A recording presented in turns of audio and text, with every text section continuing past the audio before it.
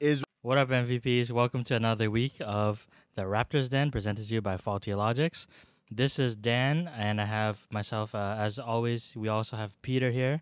And Peter, what are we going to talk about today? Yeah, guys, how's it going, MVPs? No guest host today, just us two.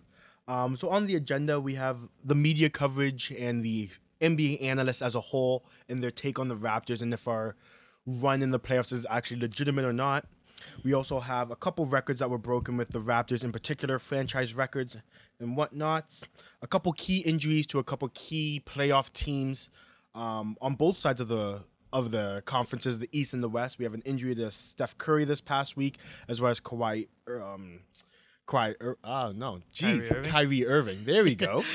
Kyrie Irving's injury that just happened in the surgery that happened yesterday, actually, as well as Kawhi Leonard. There we go.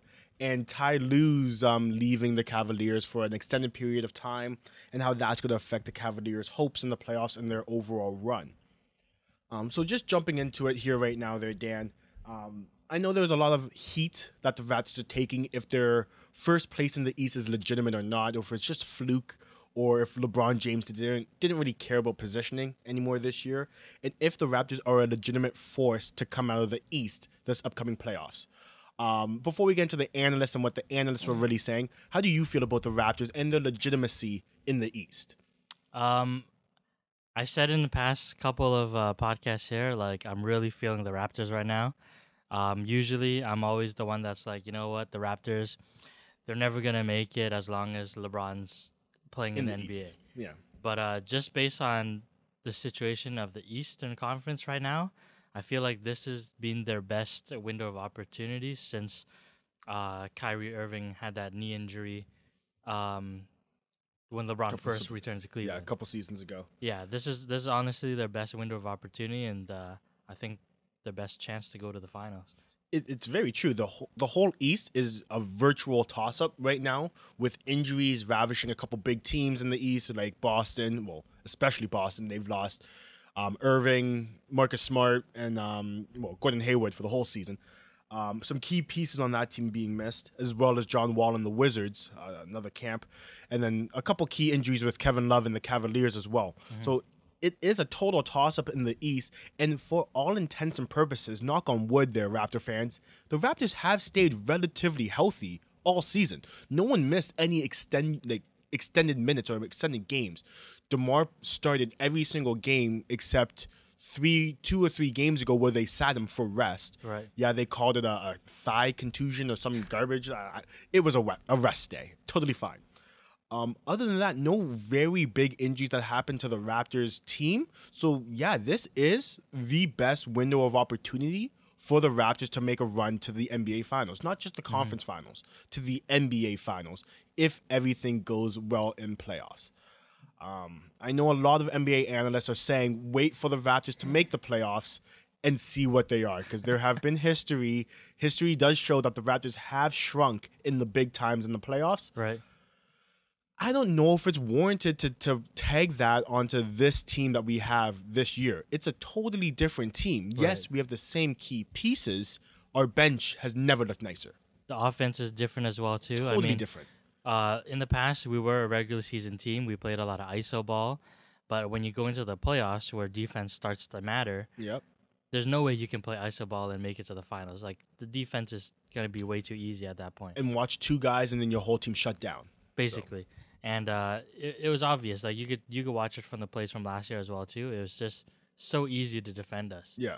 And it's really different this year. It is. The only thing that concerns me realistically is even though I said, like, this is the best window of opportunity for them, the Cavaliers have shown a recent surge as well, too. We just played them. We just lost to them. Yep. It was a good game. It was a great game. It looked like an NBA All-Star game to me. I think the final score was 132 to 129. It was high scoring, like, yeah. What? There was over 200 points in the game. That's crazy. Almost over 250 points. I don't know. It was a competitive game as well, though. Right. So. And the thing is, like, the Cavaliers, they're starting to get all their players back, and they're starting to look healthy, but we still don't know if that unit can play at, like, a finals level. So even if all of them come back, it's possible that the Raptors could still beat them. But I think the Cavaliers are still the Raptors' biggest threat. And not to mention, like, LeBron had a monster game that game. Like 35 points, 17 assists, no turnovers. No turnovers. That's the Ridiculous, biggest man. thing. No turnovers. 17 assists, turnovers. no turnovers. That's the And best turnover assist ratio ever. Another thing, too, is, like, just on the assists alone, it's not that he's passing the ball because he always passes the ball. It's that his teammates are making the shots, which is what matters the most. That's the one thing that every LeBron James team would be missing, is the other people making shots. Right. Like, yes, LeBron's going to get you in good spots. If you miss every shot you take, what's the point of having LeBron James on the court? Right. So I think you're right. It is the best window of opportunity to get to an NBA Finals. Are they going to achieve it? I hope so. I'm sort of one of those analysts that say we have to wait until playoffs. Like, we've always gone into playoffs hot, and we always have the hardest time to beat teams that we have beaten the whole season. Right. Pacers took us to 6 or 7. Milwaukee took us to 7 last year. Cleveland took us to 6, but then we never really handled Cleveland that time last year. But I think it is right. Cleveland is our biggest threat in the East. But going to a couple of the analysts we were alluding to at the start of this topic here, a famous piece came out with Skip Bayless on, I think it's First Take, is the show he's on with Shannon Sharp. Something like that. Undisputed. Yeah. That was it.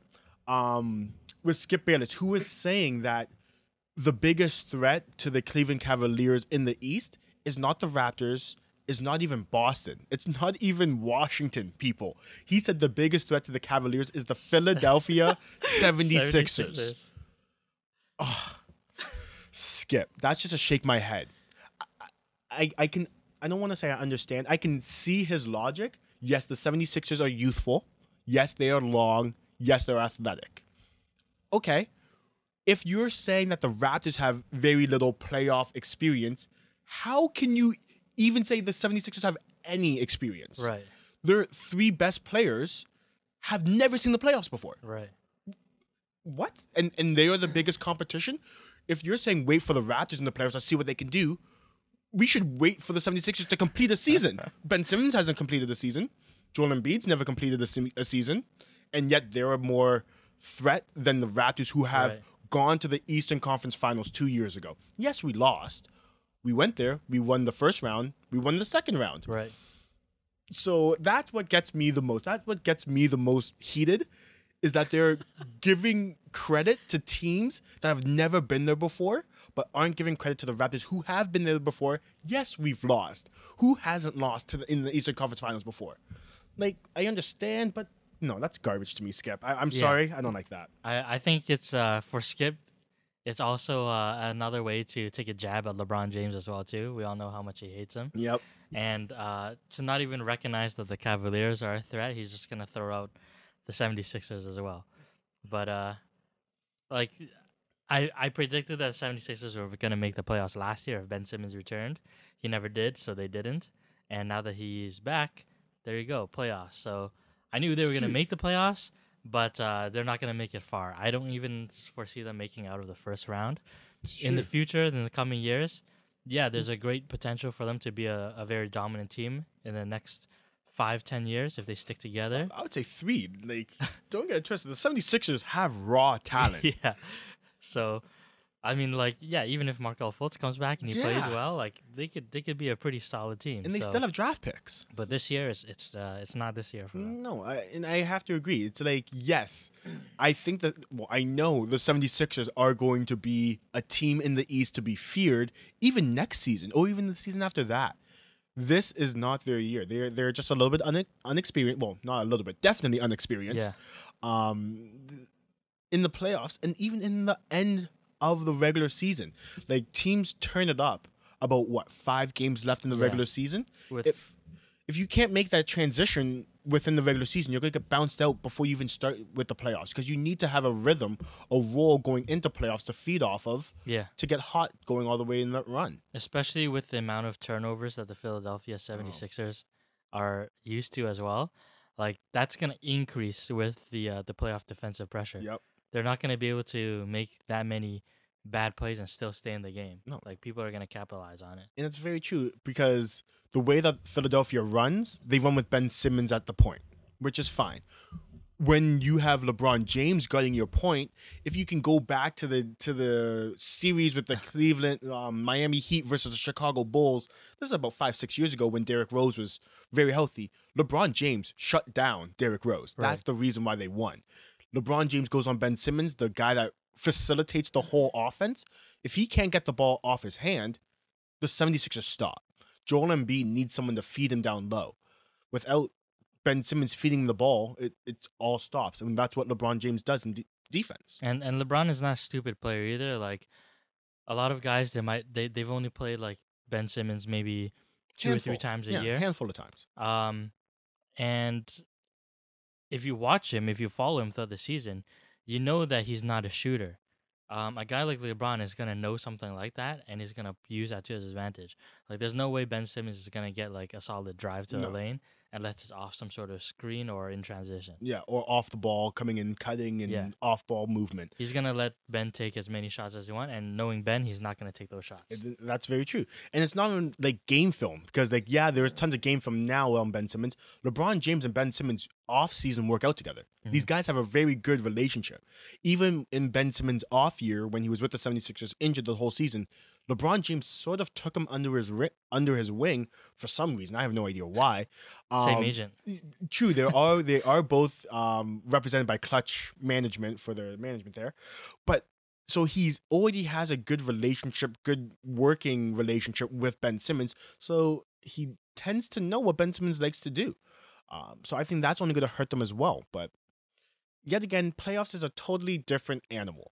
Let's wait until see what the 76ers are going to do in that situation. Yes, so far, Joel Embiid rises to the occasion, but playoffs is a different animal that he's never been to. Right.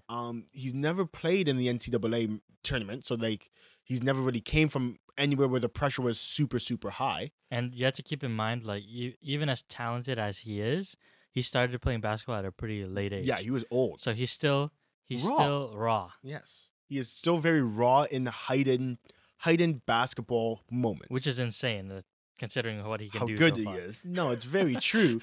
But it's just that he's super raw, never had the pressure as high as like NCAA tournaments or NBA playoffs or even like Olympics or something like that nature where like LeBron has got a couple gold medals and things of that nature. Right.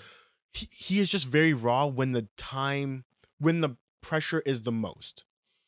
So that's another reason why I have to say, like, you have to wait and see. Like, if the Raptors have to wait and see what they are looking like in the playoffs, you have to do the same thing with the 76ers. Mm-hmm. That is the only thing that I want. I want consistency around the NBA analysts. If one team has to wait because they're inexperienced or they lose in the big moments, same thing with the other teams. But then again, we're never going to change the viewpoints of Paul Pierce, Skip Bayless. These guys are professionals. They do know what they're talking about for the most part. But I don't know. All right, now before we get into the next topic, just wanted to remind you guys we have a gift card giveaway, two $15 Google Play gift cards. All you have to do is make sure you hit the subscribe button below, comment on any Raptors Den episodes, any comment down below, make it something basketball related. Make sure your profile is public so we know that you subscribed. And then once we hit 100 subscribers, we'll pick somebody from the comment section to win one of two $15 Google Play gift cards. Yes, guys. These are very hot ticket items. But going on to our next topic here, before we actually leave the Raptors conversation here, we have to give a shout out to Kyle Lowry, who has broken his franchise record for most threes in a season. Oh, yeah. He's currently sitting at 213, I think, or 214 in the middle of the Brooklyn Nets game. So just congratulations to Kyle there. Keep up the good shooting. We need those shots, especially in playoffs. Like what the analysts were alluding to last year, he shrunk in the playoffs. That was the worst. Kyle Lowry's the worst in the playoffs. Like he needs to hit mad threes. Shots. But now it's good to see that his minutes as a whole are significantly lower than what they were years past. Right. So I think the reason why he was missing the shots in playoffs, fatigue.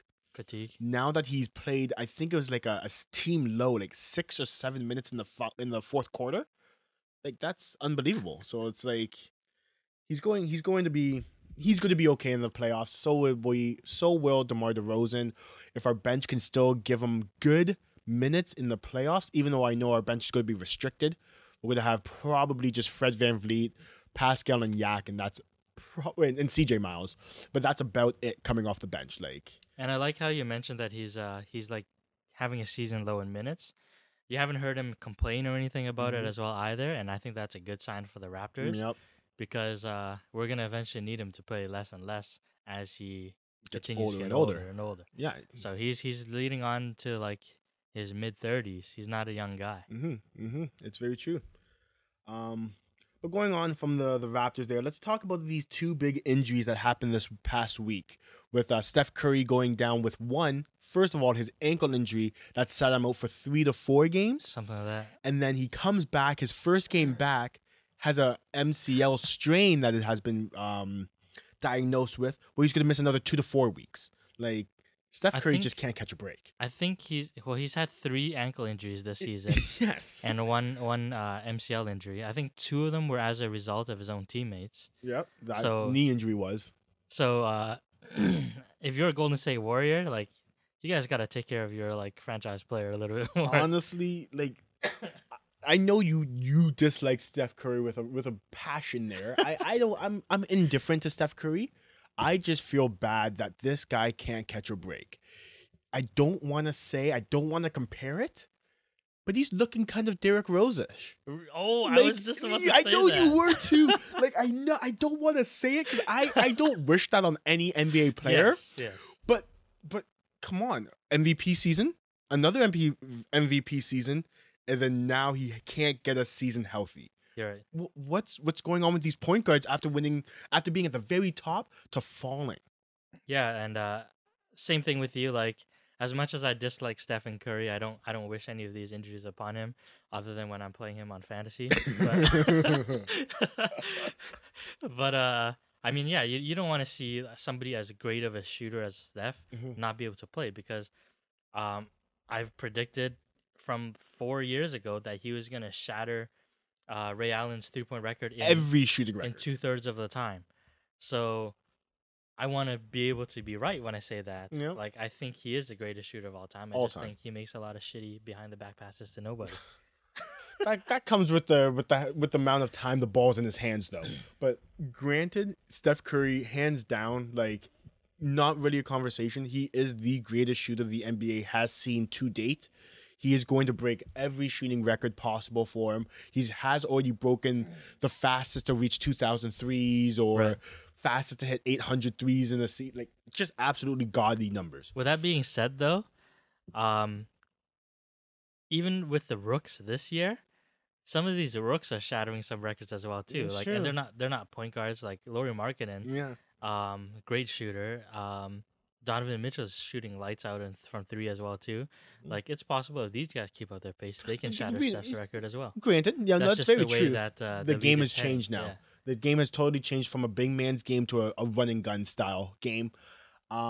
Granted, yes, that they do have a shot, but as of what we're looking at right now, Steph Curry is going to finish his career as the best NBA shooter of all time. Of course, there's going to be someone that's going to come up the ranks and shatter everybody's record. That's just the nature of sport. But his is going to eclipse Ray Allen's by far. It's going to smash Ray Allen's. Like, he's already smashed Reggie Miller's 3-point average and 3-point attempts. Like, he is going to smash every record that is in the books for 3-point shooting. Right. And that's just the name of the game. Well, then again, we all have to take all of this with an asterisk if he can stay healthy. Right. One more ankle injury, is it worth for him to play anymore? Like, both ankles have had surgery, I've heard. Both ankles have had significant injuries before. Like, you have to draw the line somewhere, right? You can't just keep putting your body through the ringer forever. Like, sooner or later, you're going to have to stop. I mean, it's Steph Curry. Like, if you're getting paid like $400 million, yeah, it's true. I mean, you're gonna play until your ankles give out. Like, what is he gonna do without his ankles, anyways? Like, that's true. Yeah, hey, there's medical science. What good are your ankles? Medical science has come a long way. I'm sure you can get some sort of robotic something. Exactly. He's not gonna benefit from anything by keeping his ankles healthy. So that's true. Might as well burn him out. Yeah, that's fair. That's fair. But sticking on the Warriors injury bug there, I know why do I always like to say Kawhi Leonard? Like I think I just like his name. Kevin Durant, he has a rib injury as well that's made him sidelined a couple days. Yeah. Same with Klay Thompson with his fractured thumb from about a couple weeks ago now here as well. He's been out. With the Warriors as well, Draymond Green hasn't stuck with like more than 15 games in a row without going down for a couple days with a rest, injury, or something of that nature. Mm-hmm. That's coming from fantasy experience. I know Draymond's hot and cold with me right now. With all the injuries and Steph Curry looking to miss the start of playoffs, but he will be in there in the first round, what are the Warriors' chances of coming out of the playoffs? Man, I don't think they're gonna have an issue with getting out of the first round. The second round maybe, depending on who they face. But I still don't think they're gonna beat the Warriors. The Rockets. I think the Rockets are freaking crazy right now, and as long as they can keep it running, like you can't stop this train. There is no stopping the Rockets. With all the injuries, I still don't really bet against the Warriors. I would never bet against the Warriors. But they have to be healthy. Like there is no, even in like a whole team. I know the Warriors are arguably one of the best teams ever assembled in the past recent history. Even if you're the best team, you have to have all your players healthy in the key moments to be the best team. With these guys missing significant time and ruining rhythm, momentum, chemistry, I think they might get bounced in the second round, or maybe even the Western Conference Finals to the Rockets. Of course, the Rockets, if they stay healthy, they're going to bounce them out anyways. All I've got to say about that is trust in Zaza. Trust in Zaza. At least it wasn't Zaza that hurt Steph Curry this time. I don't want to say it was JaVale. It was definitely JaVale McGee. Like those two big men are just menaces in the league. They're just menace. Like even though I have to give credit to JaVale McGee, coming to the Warriors was the best career decision that man has ever made. But he's a menace. He should not be on the court. Yes, Shaqtin' the fool. At least he's not on that as much being on the Warriors. So that's good for him. The other thing too is like they weren't allowed to say his name for a while. So I don't know. The JaVale McGee, Zaza Pachulia, like they have to tone it down a little bit. I like the energy, but they got to tone it down before they really hurt themselves or whatnot. But moving off of the injured, ravished Golden State Warriors, let's go to the Eastern injury team, which is the Boston Celtics. Yeah. Kyrie Irving had surgery on his left knee this Saturday. Don't know when we're going to get this out there for you guys here, but he had a knee surgery on Saturday. Marcus Smart is missing extended time. I don't really know what was wrong with him. I think it was a hand injury or something with that. Marcus Smart's going to be missing a few games as well. Gordon Hayward, as everyone knows, he's nowhere to be found. He's playing Fortnite. Yeah, he is actually. Everyone's playing Fortnite now. It is true. With all the injuries to the Celtics, because it's looking like Kyrie's not even going to be back until at least the second round. So, one, do the Celtics have a chance of getting out of the first round without Kyrie? And two, if they do, what are their shots of going all the way? Man, that's a tough question. I think they can get out of the first round, but it's gonna be a tough first round. Like I can see that going to 7 games. Because if it starts today, they are looking like they're going to be playing Miami's 8, so it looks like the Raptors are going to play Miami. If it starts today, the Bucks are number 7, are they not? Or is it 76ers? I'm not even sure, but we're gonna have to pull that up right now because right now it's looking like they're either going to play Milwaukee, 76ers, or Miami. Because then the team in the 5th spot is was it? Because the Wizards the are 4. Oh no, the Pacers are 5. Because the Wizards are 3, Cavs are 4, Pacers 5, and then it goes Bucks, 76ers. They're flip flopping, and then the Heat are 8. So in all intents and purposes, if it starts, they're going to play either the 76ers or the Bucks, which is going to be kind of, or even if the Pacers slip down. Those 3 teams. Tough because like in the past, like maybe say 3-4 years ago, the team that made it in the 8th spot was usually pretty trash anyways.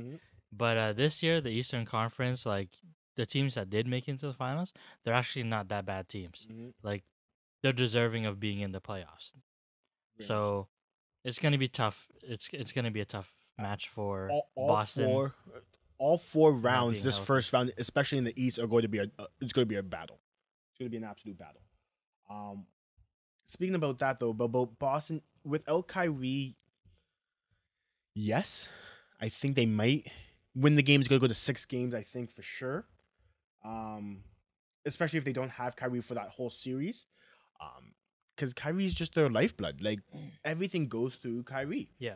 Without him on the court, it's a very stagnant game. And if you look, they're losing ground on the Raptors with Kyrie out of the mix. Because they were, before Kyrie went down, they were only a game, maybe a game and a half behind the Raptors. Now they are currently sitting 4.5. or something? 4.5? 4.5 as of last night is what I just found here right now. I really want to see a second round Celtics versus Cleveland though. Mm-hmm. Like 7 games with them, it's gonna be crazy. Okay, I actually just got the updated standings of the East. As of today is March the 24th. Yep, March the 24th.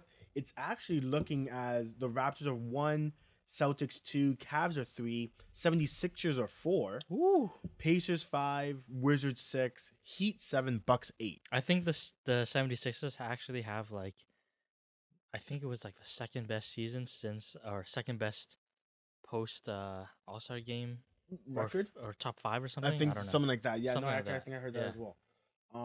But they're looking hot right now. They won 7 out of their last 10 games. Fourth. Looking fourth. I didn't even know they made that jump. That's huge. I thought they were still bouncing between 6 and 7. They didn't even use Markelle Fultz yet. Yeah, so the 76ers are looking really good. This is that Bellinelli ad, man. I really like that ad. That was a big ad. And I love that. it's because they just space the floor so well with TJ, JJ Redick, Marco Bellinelli has experience with the Spurs, with the Raptors, with a lot of teams. Yeah. And overseas as well. So he has a lot of experience that was just a great pickup for them. So if the season starts today, the Celtics will be looking to if the playoffs start today, the Celtics would be looking to play the Heat. That would be a tough first round. That would be, especially without Kyrie and especially with Gordon Dragic. Like, who's really going to stop Gordon Dragic with Marcus Smart on the bench as well? Yeah, can Terry Rozier do it? I don't know. That's the one saving grace of the Celtics, their youth. Yes. They have Tatum, they have Rozier. That is a great youthful resurgence that can play multiple positions, great defensive hustle. So I think that's why the Celtics would be okay. I don't like that matchup, though. I want to see the Raptors versus the Heat. I would like to see that as well. Then again, there's only a half game splitting the Heat and the Bucks. I would much rather see the Heat than the Bucks as a Raptor fan in the first round. So hopefully something good can happen there for us. Mm-hmm. I don't know. I thought the Wizards were going to be rolling high going into playoffs, but now I think it's finally catching up to them without John Wall on their team, that they're actually starting to lose ground. Man. So it is looking close. I'm excited for the Eastern Conference playoffs. The Western Conference is a little bit more shown, because if the Western Conference playoffs started today, it would be the Rockets versus the Jazz. Is that even a series? It's not. Do we even have to play it? I want the Jazz to make it further because I just love Donovan Mitchell. Me too. But they're gonna get crushed. Yeah, if it starts today, is that even a series? It'll be a good learning experience for them, if anything. Then the Warriors would be playing the T-Wolves without Jimmy Butler, even though he's supposed to be back. That could possibly end up in an upset. Especially if Steph isn't 100%, and so is Clay, so is Kevin. Draymond's never been 100%. If Jimmy comes back. If Jimmy comes back and he's playing at 90%. Yeah. And if Wiggins can shake off the negative stigma that's around him right now, because the Timberwolves are sliding right now in standings. Out of the last 10 games, they're 5-5. A lot of fingers are being pointed at Andrew Wiggins not taking the next step that is necessary, because you're going to get Karl-Anthony Towns. He's just going to do what he does. Yeah. He does work. To add to that, apparently, I don't know if you saw the report, but he was expressing that he's not happy being a third option on the team. Yes. Oh, That's just inner turmoil. And I love Andrew Wiggins. I love our Canadian boys. Show me why you shouldn't be number 3. yeah. He just signed a max. He signed a big extension. Huge extension, 4-year, Did he 80 actually something. sign it, or did they just verbally agree with it? Good question. I saw reports. I don't know if Yeah. it said they signed it, but it was reported that this was offered. Now that you said that, I have no idea if they actually signed it. Because we could use a small forward. We could. We Or we very can just well push could. DeMar to small forward. You know what I'm saying? No, we can take in Wiggins. We can ship off OG with some get a draft pick out of OG, and I don't know. Okay, I like OG. I do like OG as well, We but gotta like, get rid of Ibaka. okay, well, yeah, okay, that's another conversation. But we have the Timberwolves with the Warriors, Trailblazers versus the Spurs, as well as the Thunder and the Pelicans. Matchups first round if it all starts today. Seedings is gonna bounce around for sure. I gotta give props to the Pelicans. Yes. I think before man. Boogie got injured, they were sitting at like 8th or 9th. Yeah. And they've gone higher in the seedings without him. How is that possible? Man, AD, oh my god, He's playing this out guy's of a beast. out of his mind. I have Jeff Teague. Is it Jeff Teague? No, Jeff Teague's Minnesota. I have what's his face? Drew Holiday. Drew Holiday. Justin's the Chicago. Oh my goodness, man! These guys are killing it. Rondo's having some pretty he's nice coming games off the bench once in a while. Yeah, they're looking good. That's what shocked me the most. Most teams, when your best, and don't get it twisted. I know how good Anthony Davis is. He is good. DeMarcus Cousins is your best player. He is the best player on the Pelicans. When your best player goes down the way he went down for the rest of the season, most teams just fold up. Fold up shop. We'll get him next year, guys. Yeah. Anthony Davis looked around and goes, nah, hop on my back, boys. We'll go into the playoffs. And we're getting a good seat in the playoffs as well. I just applaud players that do stuff like that. It takes a different kind of person to do stuff like that. That's amazing to me for New Orleans not shutting down shop and actually coming out bigger and better, which is great. So I don't know. It's going to be a great Eastern Conference playoffs. A couple of these Western Conference first round matchups are going to be laughable. Like the Jazz and the Rockets is going to be laughable. I actually think the Trailblazers Spurs is going to be laughable, especially if you know who doesn't ever come back. We'll get to him in about 2.5 minutes. We're going to talk about you guys, you know who. But the Trailblazers Dame time is just real. Dude, this guy's insane, man. Honestly, if you could give, I don't even know how to say it, like dual MVPs, like Damian Lillard, CJ McCollum, are the best duo in the game. Like, and that's coming from a Kyle Lowry, DeMar DeRozan super fan. Like, those two guys are unbelievable together. Right. Damian Lillard, CJ McCollum are unbelievable. Solid, man. Unbelievable. Like, better than DeMar and Kyle, better than John and Bradley. Like, I don't understand it. These two, you would think that they would be taking the ball away from each other and they would just butt heads. They did butt heads a little bit at the start of their tenure together. I think they found the synergy. They found it. It's looking good. Yeah, like Dame can just turn it on any given night. Anytime. And like CJ's just there to like fill it up. Yeah, he is just an overall scorer. Like Dame, I thought he was incredible already in the past few years, and we always talked about him getting snubbed in the All-Stars. Yep. And he just took it to a new level this year, man. It looks like that just fed his fire, which is very good. Good for you, Damian Lillard. I love you. Like, he is a great player. I would love if he came to the Raptors. I would package a Kyle Lowry, something else deal for Dame any day. Dame needs to play with LeBron. No. There has been rumors that they were giving mutual respect to each other's games.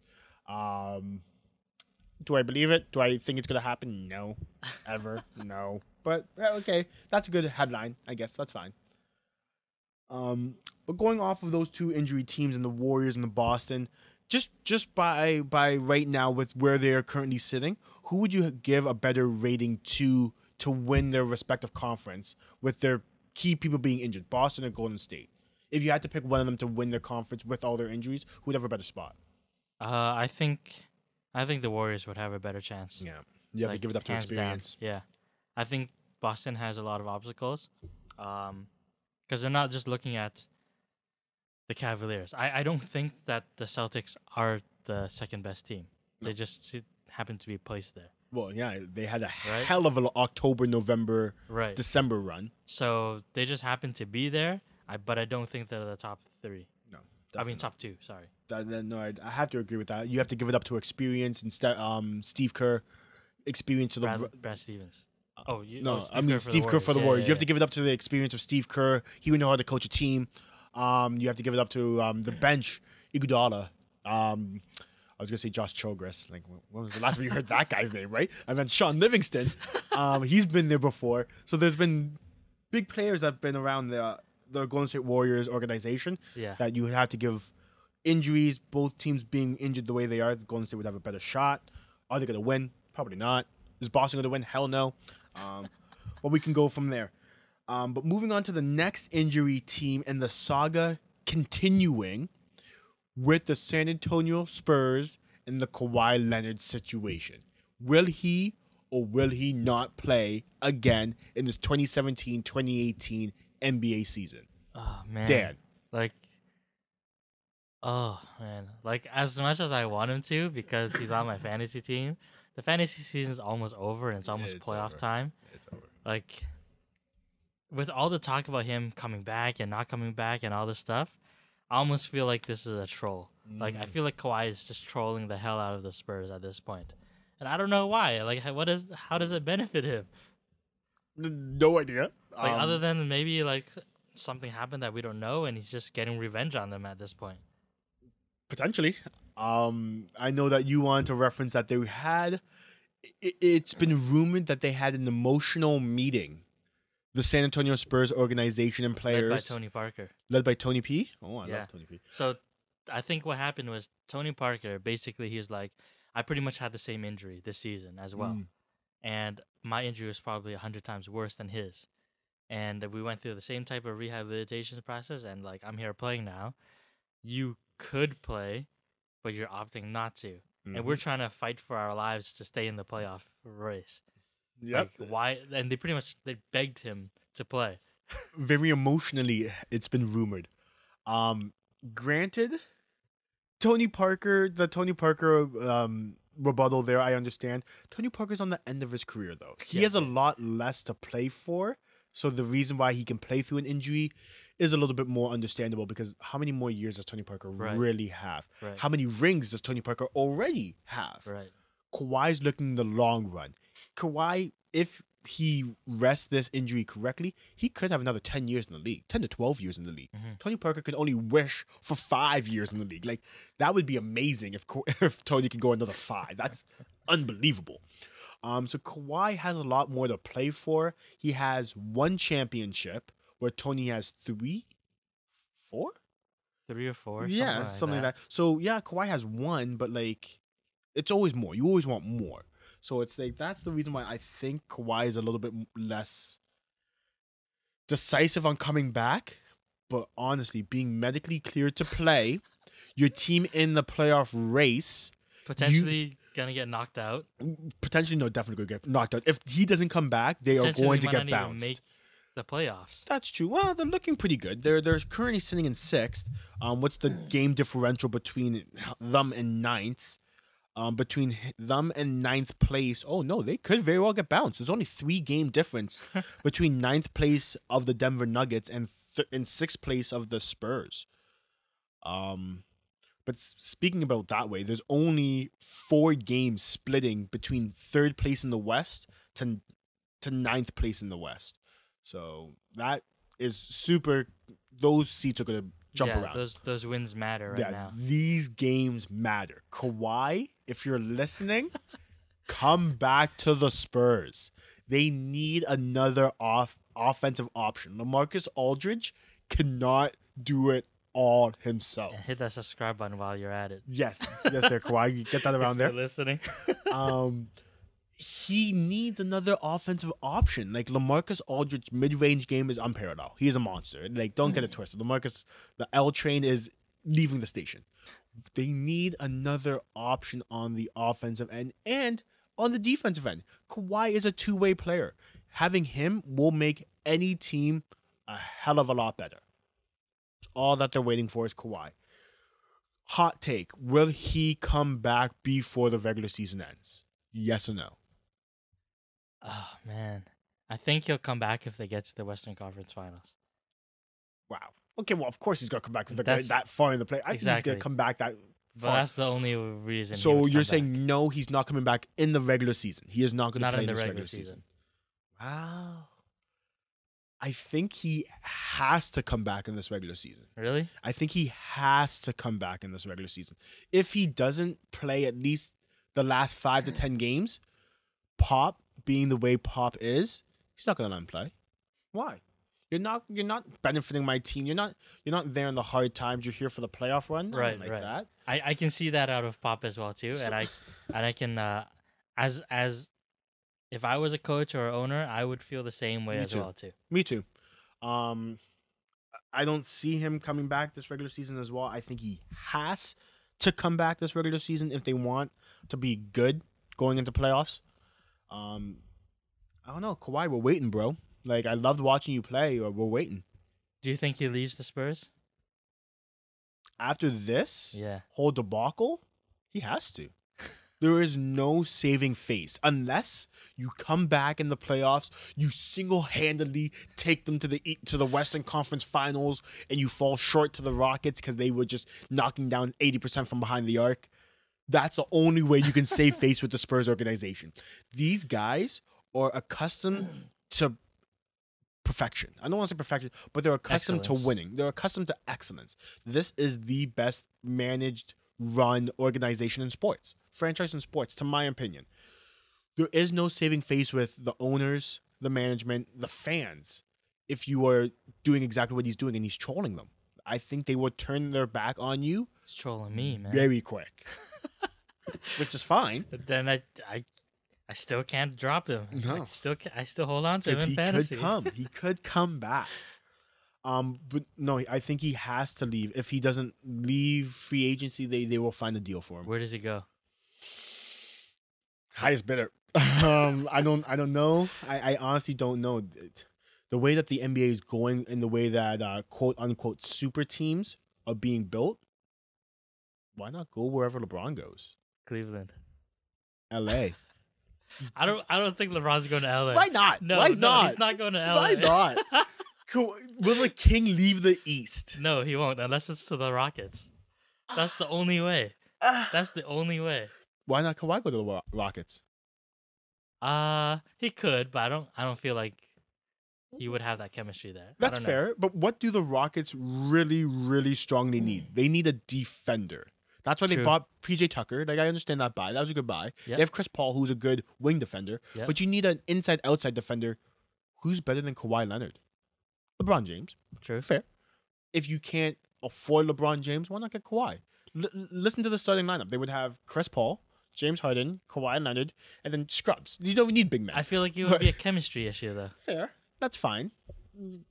Yeah, but like, why then? What? LeBron James wouldn't be a chemistry issue with who? With the Rockets. With the Rockets. No, because he's like best friends with Chris Paul. Okay, but James Harden needs the ball in his hands 75% of the game. I think LeBron would be okay with that. No, LeBron James needs the ball in his hands 80% of the time. I think LeBron would be okay with being like a cutter or a slasher. I don't think so. Because I think if he can trust a ball handler like James Harden, he would be okay with not having the ball. Yeah. But James Harden, you have James Harden, you never had a passer as elite as James Harden. Like, that's fair. LeBron's never played with a Chris Paul. Like, the best passer LeBron has ever played with would be Kawhi. I mean, I love Kawhi's name. I wouldn't even say it's Kyrie. I would say it's Dwayne Wade. Yeah, Dwayne Wade was a good facilitator, and he's not even known as a passer. No, that's true. But he's just a playmaker.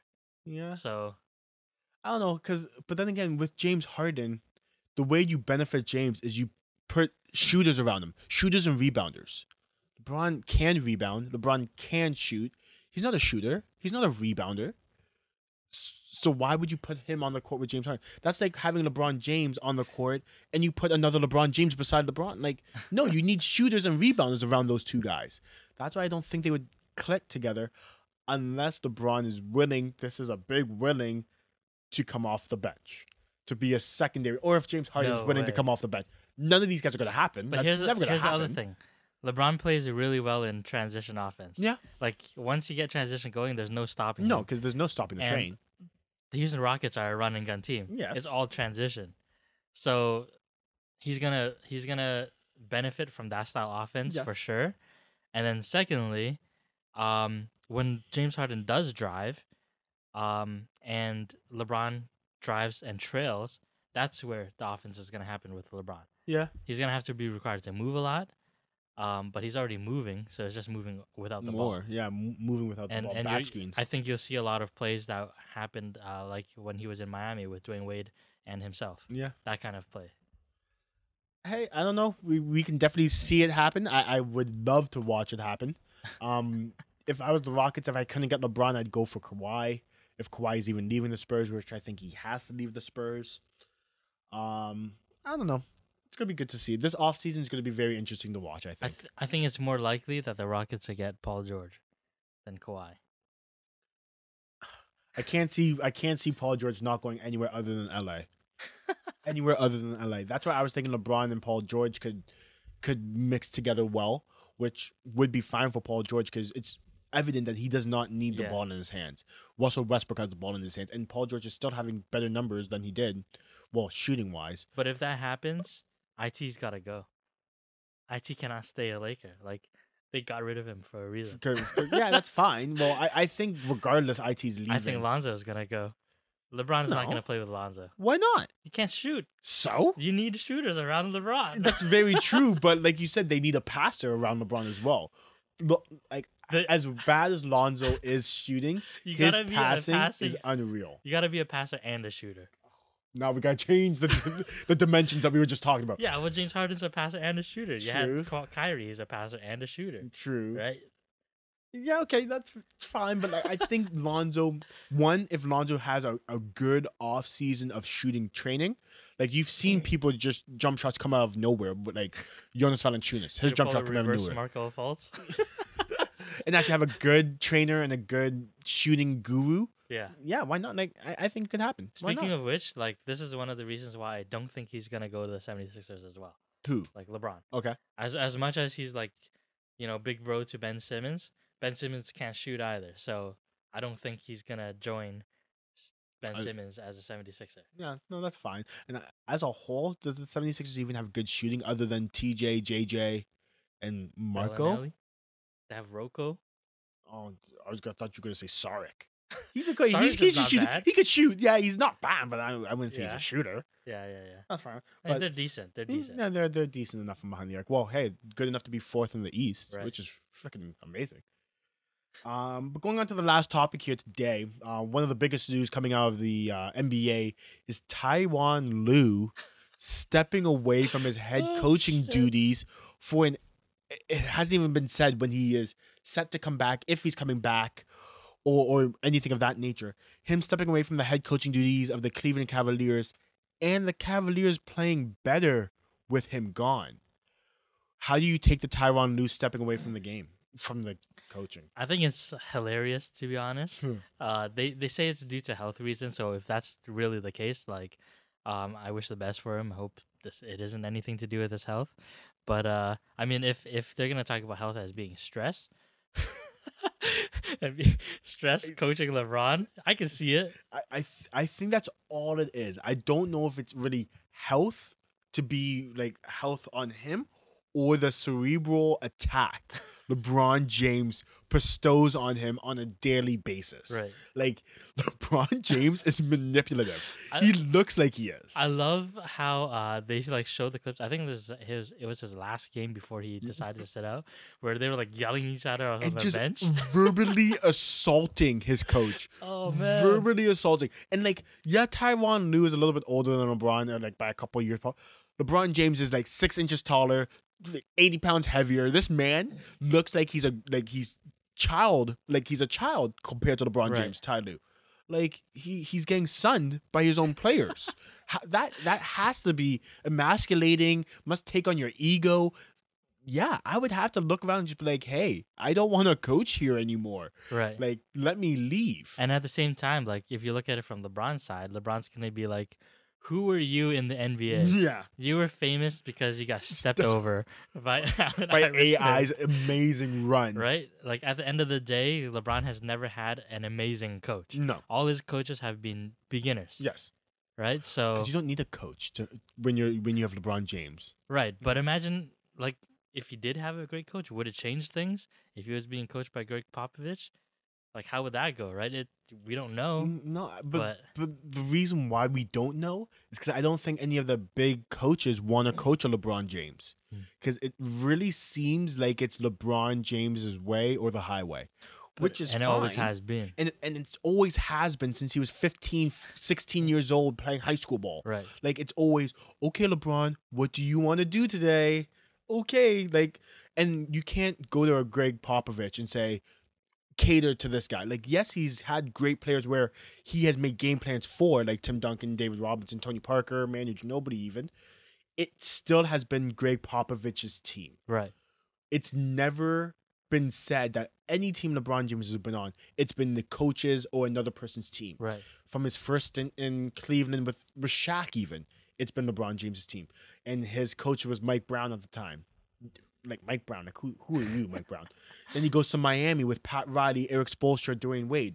It's still LeBron James' teams. Eric Spoelstra took a very back seat to that run. And he was a rookie. He was a rookie coach coming out as well. And then now he's going back to Cleveland with Stephen Blatt or Dave Blatt. I don't know. he bounced real early. Ty Lue seemingly bounced as well. So it's very well much a back seat to every team. Even Golden State with Steph Curry. It's not really Steph Curry's team. It's Steve Kerr. Like, Steve Kerr is quite impressive. But then at the same time, everyone's like, does Steve Kerr really coach? Granted. And then like, his players are coaching themselves. I was going to say, we have seen Andre Iguodala with the clipboard a couple times, calling plays, drawing up plays, with a team which is like amazing. That, does Steve Kerr need to do anything? And that's true with even Luke Walton got in the head coaching job because he didn't really need to do much. So no, that's granted as well. But I think what LeBron could benefit from having a really good head coach though is the lessons and another perspective. Yeah. And I think once LeBron can absorb that, he has such a great IQ. He then, after absorbing it, would basically be like, okay, I don't need you anymore. Put his own spin on it. Yeah. And then just right. So I think that's where the student becomes the master. Yeah. No, I agree.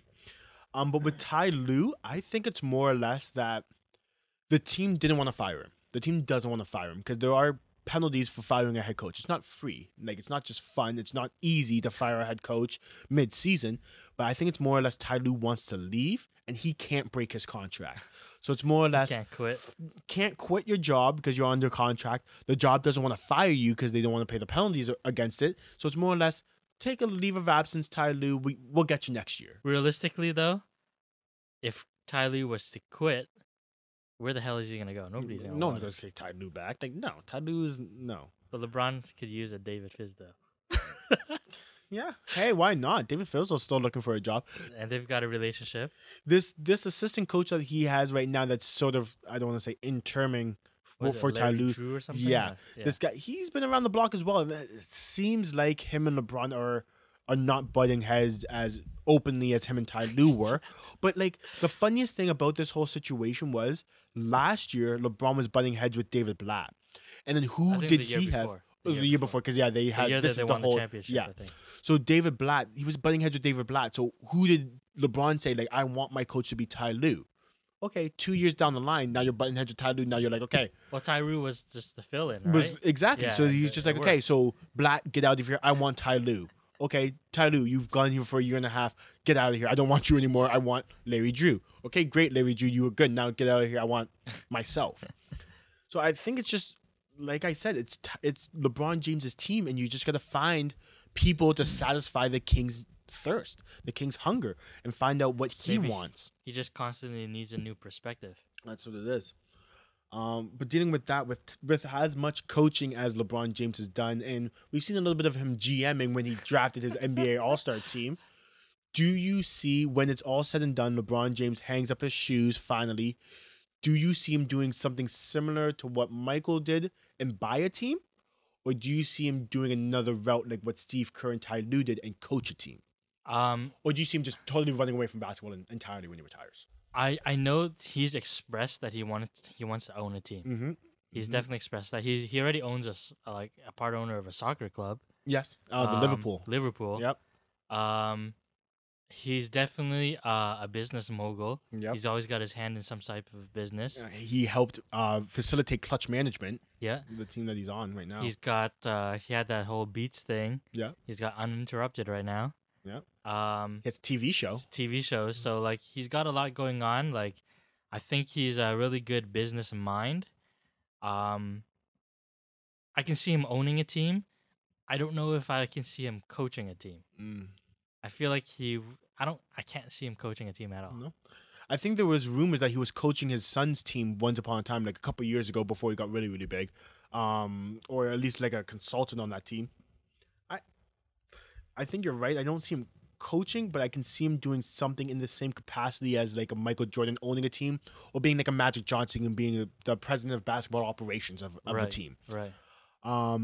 Like you said, his IQ, his basketball mind is unparalleled. He has to be doing something in basketball after he retires on a front office, management, ownership, scouting, some sort of capacity to just use the knowledge that he has. And it seems that he has a wealth of it because he's getting all these people bounced from his coaching jobs. And like, it seems like owners and Dan Gilbert value his opinion. And, oh, you don't like David Blatt? Okay, let's get you a new one. Oh, you don't like Ty Lue anymore? Ty Lue, take a sabbatical and let's go and get Larry Drew. Like, so obviously someone values his opinion, and I think it's going to be going forward as well. It would be really interesting though, because it's like, if you were to buy a team, is he gonna just buy what's available, or is he gonna buy a team that he likes? Because for like Michael Jordan's situation, when he purchased the team, money wasn't as great back then, even for Michael Jordan, like compared to as what players are getting now. Of course. So that's probably all he could afford. And there's a team that was struggling. They were looking to sell anyways. Yeah, because they were moving. Right. So if you're going to look at LeBron, it's like, is he going to take over a depleting team? Or do you think he would actually want to maybe take over Cleveland? Well, the thing with Michael is, one, Dan Gilbert would never sell his team to LeBron James. Never, ever. Exactly. But Michael Jordan, he grew up in Charlotte, North Carolina, so he bought the hometown team. Yes, it was struggling, so it was perfect timing. Yeah, it was a perfect timing situation, especially because they were coming out of the Bobcats, and the Bobcats were absolutely garbage. So you're right. Like, the only team that is his home team is Cleveland. Cleveland would never sell because they're doing so well. Dan Gilbert's filthy rich. Yeah, and Dan Gilbert, like, I don't know if he hates LeBron James anymore. He did hate LeBron James, and when LeBron James leaves him again, I think he's going to be butthurt and hate him again. I don't know. It does depend on where he goes. Why not buy Miami? Him and Pat Riley have a great relationship. Well, had a great relationship. But I feel like that's like a really expensive team to buy. Yeah, it must be an expensive team as well. Buy Orlando. There's a lot of money there. Orlando's kind of garbage. Okay, we're even putting too much out there anyways. We don't even know if LeBron has intentions of buying a team. Sure. But other than that, there's not much else that we have to talk about here today. So I know that Ty Lue coming back. Well, before we go, if Ty Lue doesn't come back for the rest of the season or playoffs, would this hurt or benefit the Cavaliers? I think it'll benefit them, to be honest. I don't like Ty Lue's style of offense. I feel like they run too many sets, and just the way that LeBron plays, I feel like it's better if they play free flow. So, like, LeBron needs cutters. He doesn't play well, and the team doesn't play well when they're just standing there and waiting for a 3-point shot. Like, they need to be moving and get a feel for the game and get in rhythm. So it seems like that's what's happening now that they're running the floor and they're just making plays in transition. So it's true. It's not as much set. It's more or less give the ball to LeBron. Four people in designated spots, a couple screens here or there. LeBron create, which is a great strategy, especially when you have a LeBron James. No, you're right. I think it's only going to benefit them with Ty Lue going down. They have ramped it up a notch. So they have got a couple consecutive wins here going. They have a little bit of a streak. They beat the Raptors, who are first in the East. Yet again, we do play them once again a little bit later in the season. Then we have another game with Boston, 2 more games with Boston a little bit later in the season as well. That's going to show a lot of information. I don't know. I think it's indifferent without Ty Lue there. They're going to be the same team that they were always going to be. Cavaliers always turn it up in the playoffs. LeBron James is the best player of our generation on the court right now.